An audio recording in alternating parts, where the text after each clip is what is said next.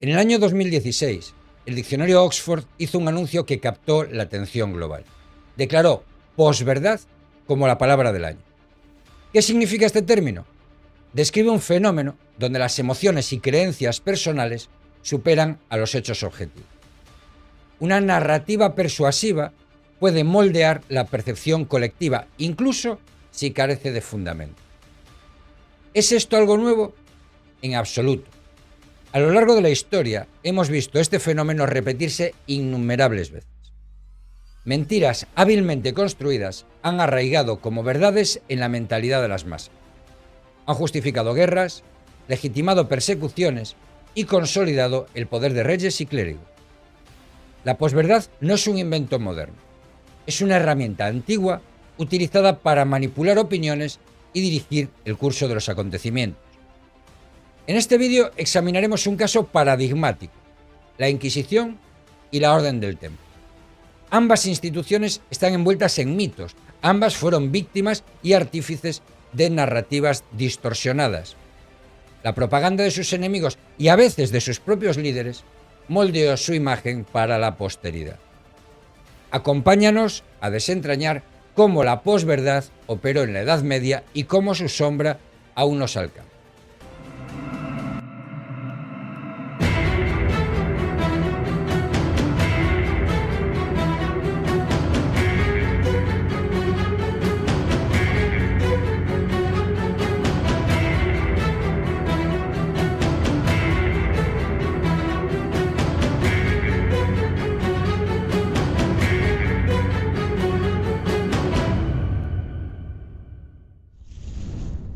Cuando pensamos en la Inquisición, ciertas imágenes vienen a la mente.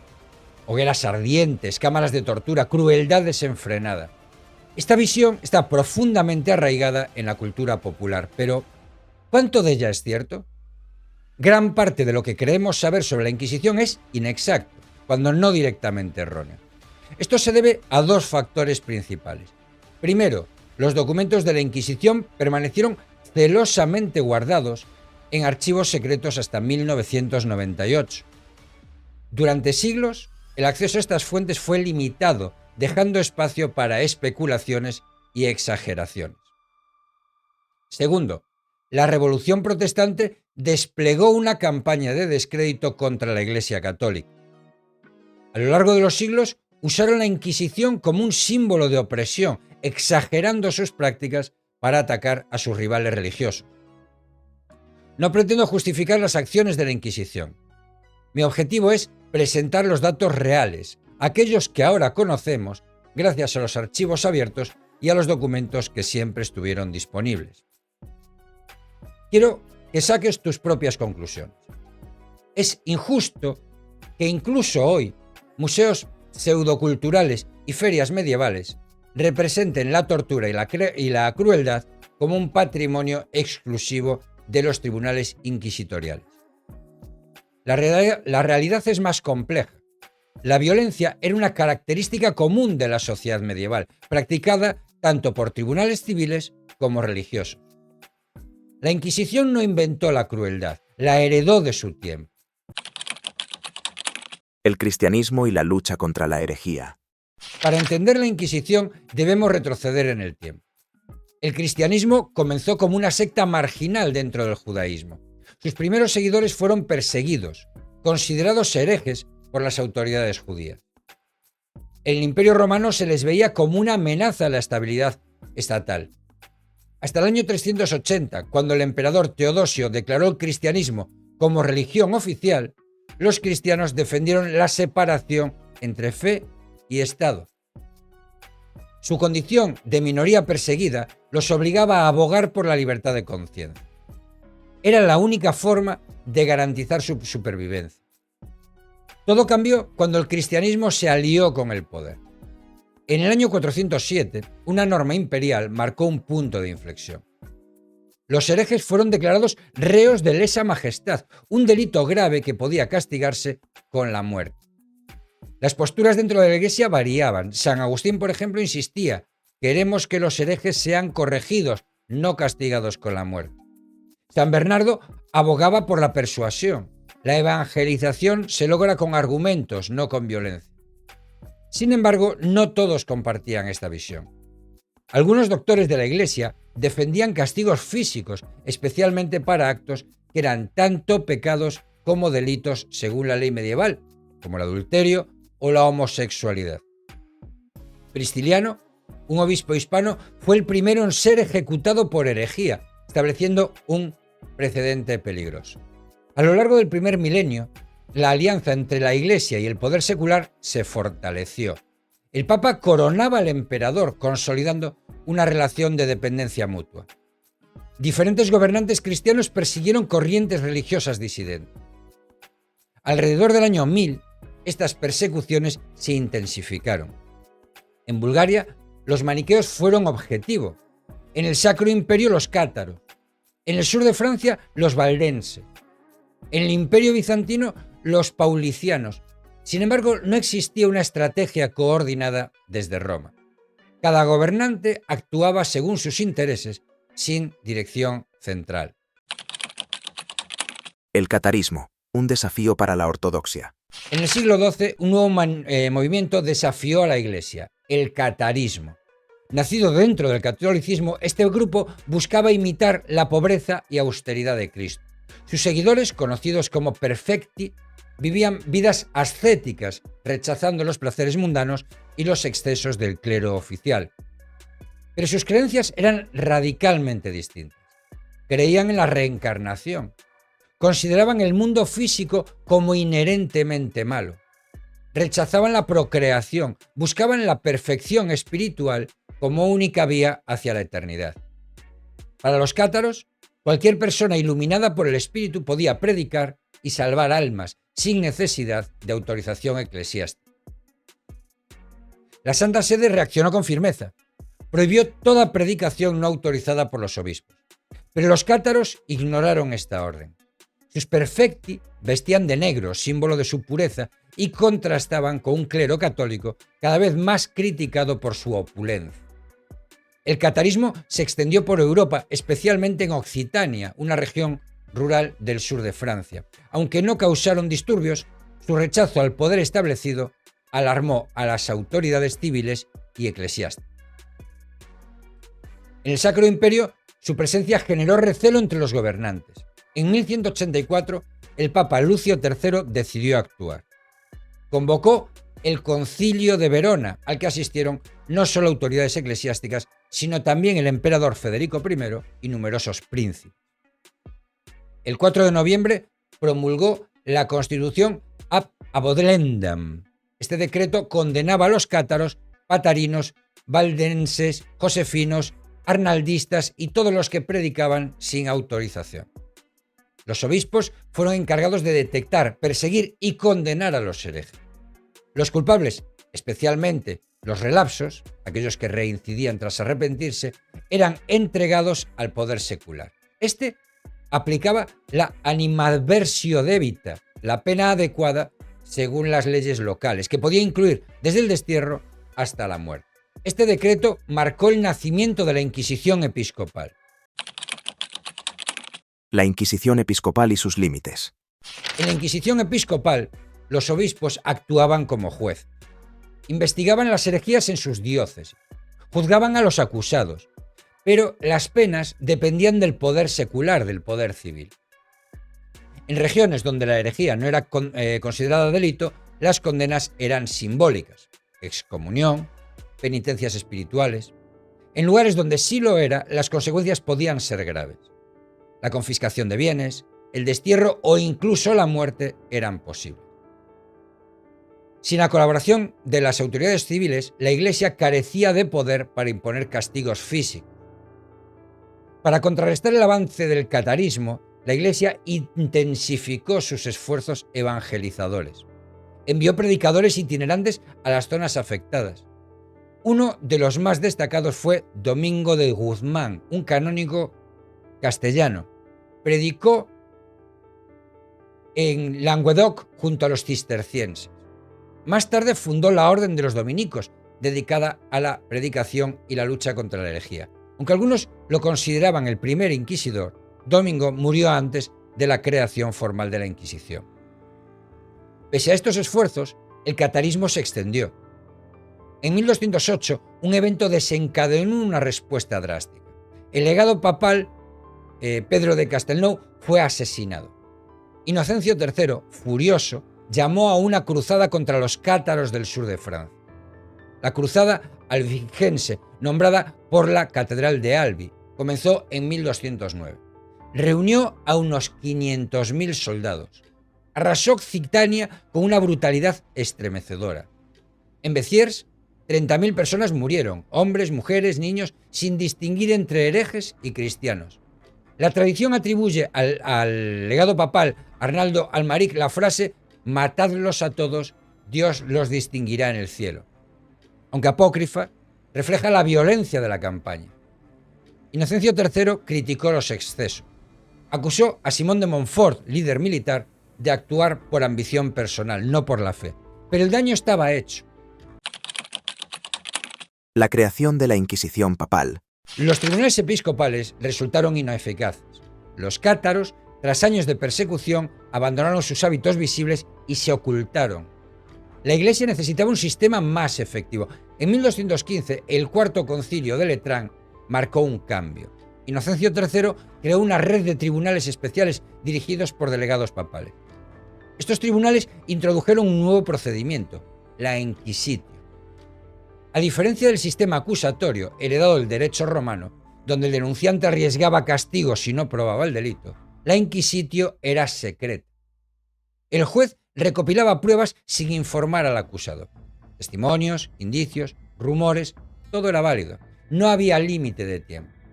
Este proceso dio su nombre a los inquisidores. En 1231, Gregorio IX formalizó la Inquisición papal.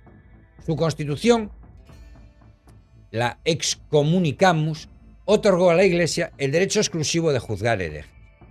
En 1232 confió esta tarea a los dominicos. Su formación teológica y experiencia como predicadores los hacían ideales. En Navarra, los franciscanos asumieron el rol. Gregorio IX también ordenó sistematizar las leyes. San Raimundo de Peñafort compiló las decretales, 5 tomos que organizaban el derecho canónico y las normas procesales. Reyes como los de Castilla incorporaron estas leyes al fuero real y las partidas. La Inquisición se extendió por la cristiandad, salvo en Inglaterra, incluida Tierra Santa. Los reinos promulgaron leyes civiles que reconocían las sentencias eclesiásticas. La herejía se castigaba como delito penal. Sin esta colaboración, la Iglesia no podía derramar sangre. Solo los herejes surgidos dentro del catolicismo eran perseguidos. Judíos y musulmanes, por ejemplo, quedaban fuera, salvo que fueran conversos que volvieran a sus ritos anteriores. La brujería, contrariamente al mito, no fue un foco principal. Solo los ritos satánicos o creencias heréticas eran perseguidos. El procedimiento inquisitorial. El procedimiento de la Inquisición era meticuloso. Cuando un inquisidor llegaba a una parroquia, pues pronunciaba un sermón público. Invitaba a los fieles a confesar sus faltas. Se abría un tempus gratiae, un periodo de gracia. Durante ese tiempo, incluso las herejías graves podían ser perdonadas con penas leves si se confesaban voluntariamente. La Iglesia buscaba la reconciliación, no el castigo. Se exhortaba a los fieles a delatar a sus vecinos. El secreto estaba garantizado. Los sacerdotes locales, conocedores de sus comunidades, formaban una red de informantes. El sistema inquisitorial marcó un cambio. En el sistema acusatorio, el denunciante debía probar el delito. Si fallaba, enfrentaba el mismo castigo que el acusado. Eso disuadía las denuncias, o al menos las denuncias falsas. En el sistema inquisitorial, el testigo era anónimo, no necesitaba probar nada. Se requerían al menos 2 testigos, según el derecho romano y hebreo. Desde 1229, el Concilio de Toulouse fijó la edad para testificar: 14 años para hombres, 12 para mujeres. Inicialmente se exigía que fueran personas creíbles. Con el tiempo, esta norma se relajó. Incluso herejes podían testificar. Cuando había pruebas suficientes, se citaba al acusado. Y si no comparecía, se solicitaba la intervención de las autoridades. El acusado quedaba aislado, era encarcelado bajo custodia eclesiástica. Prestaba juramento bajo pena de excomunión y se le preguntaba si tenía enemigos.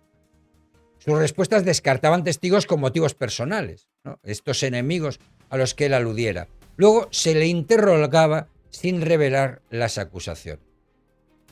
Los interrogatorios podían durar días, incluso meses. Su objetivo era agotar al acusado. Condiciones inhumanas y presión psicológica buscaban confesiones.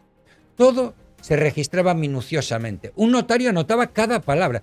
Incluso durante la tortura se documentaban los gemidos. Si el acusado persistía en su inocencia, se le asignaba un abogado. Este actuaba más como consejero que como defensor. A menudo recomendaba confesar. Si el acusado no podía pagar, se le proporcionaba un abogado de oficio, una figura innovadora para la época. Solo en casos dudosos, el abogado ofrecía una defensa técnica, cuestionando al juez o las pruebas incluso. Pero las pruebas debían ser claras y probadas. La tortura, un método controvertido. La tortura es el aspecto más infame de la Inquisición, pero no fue su invención, era una práctica común en tribunales civiles en la Edad Media. En 1252, Inocencio IV la autorizó con la Bula ad extirpanda. Estableció límites estrictos, no causar mutilación ni riesgo de muerte. Los clérigos no podían estar presentes. El poder secular aplicaba el tormento.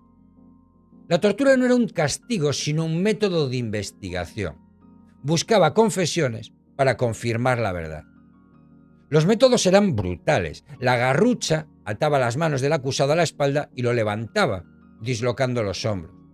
El caballete estiraba las extremidades hasta fracturarlas. El tornillo aplastaba tobillos o espinillas. El agua forzaba al acusado a tragar grandes cantidades, provocando convulsiones. El fuego con los pies untados en grasa quemaba las plantas. Estos métodos existían en la jurisdicción civil. La Iglesia los adoptó, pero los reguló. No más de 15 minutos por sesión, máximo 3 sesiones, sin derramar sangre. Un médico debía supervisar. El notario registraba todo. Tras la confesión, el acusado descansaba. Luego se repetía el interrogatorio ante el inquisidor. Era para confirmar que la confesión no era solo para evitar el tormento. La Orden del Temple, un origen humilde. En 1071, un evento transformó el mundo cristiano. Los turcos selyúcidas vencieron al Imperio bizantino en la batalla de Manzikert. Ocuparon Anatolia, cortaron la ruta terrestre de peregrinación a Tierra Santa. Los peregrinos sufrían ataques, saqueos y asesinatos. Alejo I, emperador bizantino, pidió ayuda al Papa Urbano II. Solicitó mercenarios cristianos para defender sus fronteras. La Iglesia vio una oportunidad podía ganar influencia en Bizancio. Podía avanzar hacia la reunificación de las iglesias bajo Roma. En 1095, Urbano II convocó el Concilio de Clermont. Llamó a la Primera Cruzada. Prometió indulgencias plenarias, el perdón de los pecados para quienes combatieran. El lema Deus vult, Dios lo quiere, resonó en toda Europa. La cruzada tuvo 2 fases. La primera, la cruzada de los pobres, fue un desastre. Liderada por Pedro el Ermitario y Gualterio sin dinero, reunió a 40.000 personas. Dejaron un rastro de caos, fueron masacrados en Civitote en 1096. La segunda fase fue diferente. Nobles como Godofredo de Bouillon, Raimundo IV de Tolosa y Bohemundo de Tarento lideraron un ejército disciplinado. En 1099 tomaron Jerusalén. La victoria fue brutal. Más de 30.000 personas murieron. Musulmanes, judíos, cristianos, nadie se salvó. En 1118, Hugo de Payens fundó la Orden de los Pobres Caballeros de Cristo y del Templo de Salomón, conocida como la Orden del Templo. Su misión era proteger a los peregrinos en Tierra Santa. Eran solo 9 caballeros, todos de Troyes, Francia. Balduino II, rey de Jerusalén, les dio apoyo.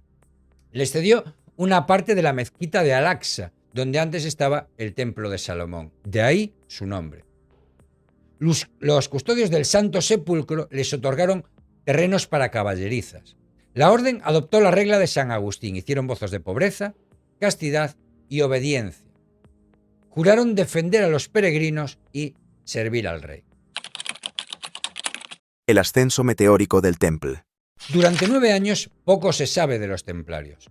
Algunos historiadores creen que eran demasiado pocos para proteger a los peregrinos, pero cada caballero tenía un pequeño ejército personal.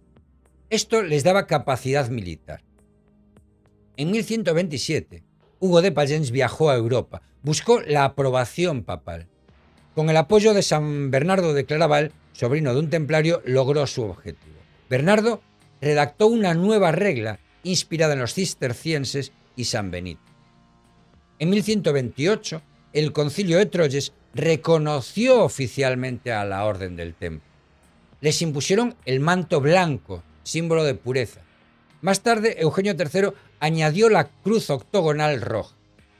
Los templarios crecieron rápidamente. En 1130 recorrieron Francia, buscaron donaciones y adeptos. 300 caballeros se unieron.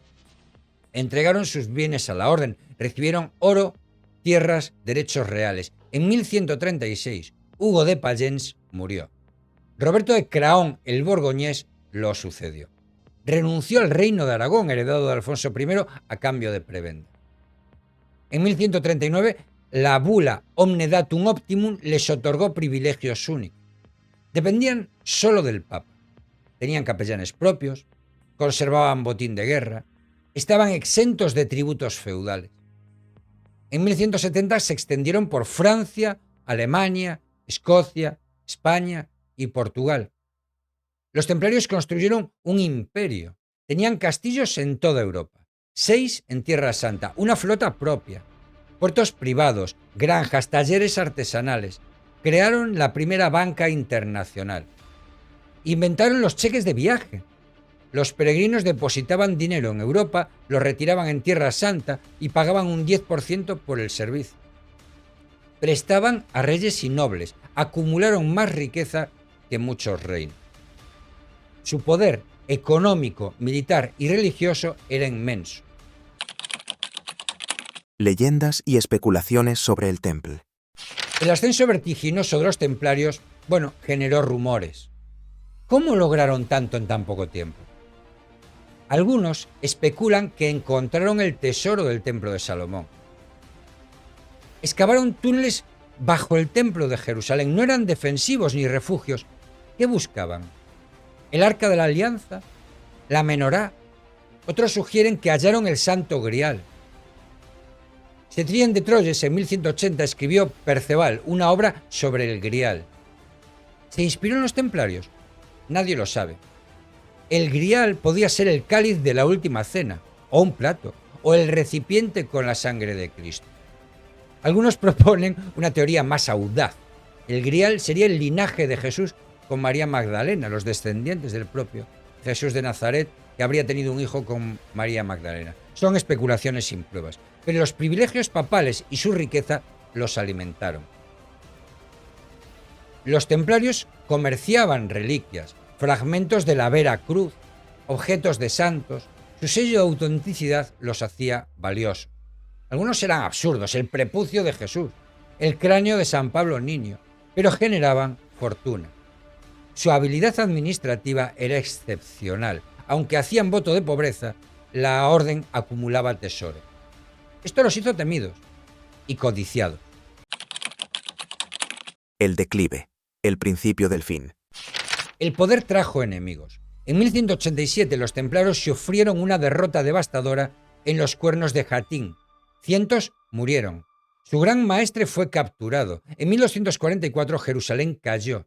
En 1291 perdieron San Juan de Acre, su último bastión en Tierra Santa. Se refugiaron en Chipre, vendida por Ricardo Corazón de León. Su influencia disminuyó. Felipe IV de Francia, endeudado con ellos, vio una oportunidad. Quería su riqueza. En 1307 planeó su caída. Felipe debía ser cauteloso. Los templarios dependían solo del Papa. Atacarlos era arriesgado. Preparó una operación secreta. reunió a su consejo real en la abadía de Pontoise, lejos de miradas indiscretas. Envió órdenes de arresto con un mes de antelación. Acusó a los templarios de herejía, idolatría y sodomía, de escupir sobre la cruz, de adorar ídolos como Baphomet. Testigos dudosos respaldaron las acusaciones. Schio de Florem, un apóstata y asesino, fue clave. Su credibilidad era nula, pero Felipe lo usó. El 13 de octubre de 1307, el golpe fue preciso. Cientos de templarios fueron arrestados en Francia y Navarra, donde gobernaba el hijo de Felipe. Guillermo de Nogaret lideró la operación en París. Capturaron al gran maestre, Jacques de Molay, en la fortaleza templaria. Nadie resistió. 28 naves templarias desaparecieron, 14 rumbo a Portugal, otras a Escocia. El tesoro nunca se encontró. ¿Lo escondieron? Bueno, es un misterio. El proceso contra los templarios. Los interrogatorios comenzaron el 18 de octubre de 1307. Guillermo Imbert, inquisidor general de Francia, los dirigió, asistido por Nicolás de Nezat. Interrogó a 140 caballeros en París. La tortura fue brutal. 35 murieron. La mayoría confesó bajo presión. Escupir sobre la cruz, negar a Cristo, ritos inmorales. Las actas solo registraban confesiones. Las negativas se ignoraban. Jacques de Molay confesó el 24 de octubre. Dijo que escupió al suelo, no a la cruz, muy a su pesar. 3 caballeros, Juan de Chateau-Villars, Enrique de Ernigny y Juan de París, negaron todo. Curiosamente no fueron interrogados por Imbert. Clemente V, el Papa, reaccionó tarde. El 27 de octubre emitió la bula ad preclaras. Acusó a Felipe de excederse. Exigió la devolución de los templarios y sus bienes, pero no los liberó. Ganó tiempo. Su salud era frágil, la curia estaba dividida, muchos cardenales apoyaban a Felipe. Clemente temía terminar como Bonifacio VIII, atacado por el rey en 1303. El 27 de noviembre emitió Pastoralis Praeminentiae. Ordenó arrestar a todos los templarios de la cristiandad. Incautó sus bienes. Felipe había ganado la primera batalla. En 1308 los interrogatorios continuaron. La tortura era sádica, quemaduras con grasa, huesos rotos, convulsiones por agua. Algunos murieron, otros quedaron con secuelas permanentes. Los cardenales, Berenguer Fredol y Etienne de Suissy, intentaron ver a los presos. Felipe lo impidió. Clemente insistió. En agosto, 3 cardenales escucharon a Molay y otros líderes en Chinon. Se retractaron, negaron las acusaciones, fueron absueltos en secreto. El pergamino de Chinon, descubierto en el 2001, lo prueba, pero Clemente no lo publicó. Temía enfrentarse al rey. Felipe intensificó la presión, difamó al Papa con libelos anónimos, acusó a Clemente de nepotismo, insinuó que los templarios compraron su apoyo. En 1308 consultó a la Universidad de París. Los teólogos tardaron en responder. Algunos temían contrariar al rey, pero bueno. Finalmente apoyaron a Felipe. Dijeron que el poder secular podía actuar en casos urgentes, que las confesiones bastaban para condenar. Pero defendieron que los templarios eran clérigos. Solo la Iglesia podía juzgar. En mayo de 1308, Felipe convocó los estados generales en Tours, movilizó a nobles, prelados y ciudades. ¿Su objetivo? Bueno, presionar a Clemente. En Poitiers rodeó al Papa con un pequeño ejército. Clemente cedió. Restituyó a los inquisidores. Designó a Pedro de la Chapelle como nuncio, pero permitió que los presos siguieran bajo custodia real. La esperanza de los templarios se desvanecía. En 1309, una comisión papal comenzó a investigar. Presidida por el arzobispo de Narbona, escuchó a los templarios. 500 defendieron su inocencia, denunciaron torturas. Pedro de Bolonia, su portavoz, expuso irregularidades. Negó las acusaciones punto por punto. Pero Felipe actuó rápido. En 1310, Felipe de Marigny, arzobispo de Sens, convocó un concilio provincial. Sin esperar el informe de la comisión, declaró a 54 templarios relapsos y los quemó el 12 de mayo. Apilados en un carro, cantando himnos, ardieron en la hoguera. El miedo silenció a los demás. El Concilio de Vienne y la disolución. En 1311, el Concilio de Vienne abordó el destino del templo. La mayoría se opuso a condenarlo sin un juicio justo. Exigieron revisar las actas. Las retractaciones de los templarios generaron simpatía. 9 caballeros intentaron defender la orden. Trajeron un ejército de 1500 hombres. Clemente, temiendo por su seguridad, los encarceló. En 1312, en un consistorio secreto, disolvió la orden con la bula Vox in excelso. No hubo condena por herejía, solo disolución por provisión apostólica. La bula Ad Providam asignó sus bienes a los hospitalarios, salvo en Castilla, Aragón y Portugal, donde fueron a la iglesia. Felipe se quedó con gran parte, alegando gastos de custodia. En 1314 solo quedaban 4 líderes pendientes de juicio: Jacques de Molay, Geoffroy de Chernay, Hugo de Poirot y Godofredo de Gonneville. El 18 de marzo, frente a Notre Dame, se leyó su sentencia: cadena perpetua. Debían confesar sus pecados. Poirot y Gonneville lo hicieron, pero Molay y Chernay se alzaron, negaron las acusaciones, proclamaron la inocencia de la orden, denunciaron la farsa. El acto se suspendió. Felipe convocó a su consejo y declaró a ambos relapsos. Esa tarde los quemaron en la isla de los judíos. Molay, entre las llamas, maldijo a Felipe y Clemente, les citó ante Dios en un año. Clemente murió en abril de 1314, Felipe en noviembre. ¿Coincidencia o profecía? La leyenda templaria.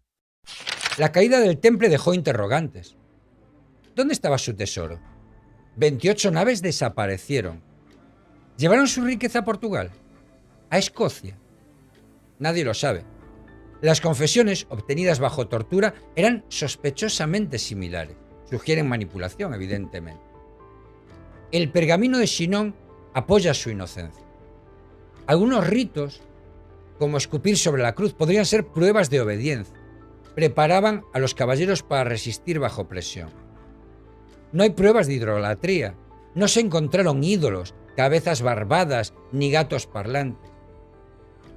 Los templarios murieron rezando a Dios, no a deidades paganas. Las leyendas crecieron. Se les atribuye descubrir América, fundar Suiza, crear la masonería, sobrevivir como secta secreta. La verdad es que nada está comprobado, ¿no? Su ascenso meteórico, su riqueza, su final trágico alimentaron mitos. La posverdad los marcó.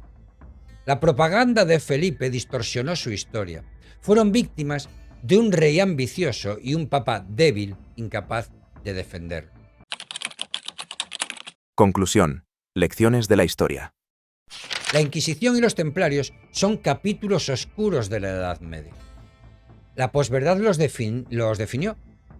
La verdad fue manipulada para servir al poder. La Inquisición, aunque cruel, no fue la única en usar la violencia. Los templarios, héroes de las cruzadas, cayeron por la codicia de un rey. Su legado vive en mitos, pero los hechos nos enseñan una lección. Cuando fe y poder se mezclan sin control, la tragedia es inevitable. ¿Qué opinas de esta historia? ¿Crees que los templarios escondieron su tesoro? ¿Fue su caída justa?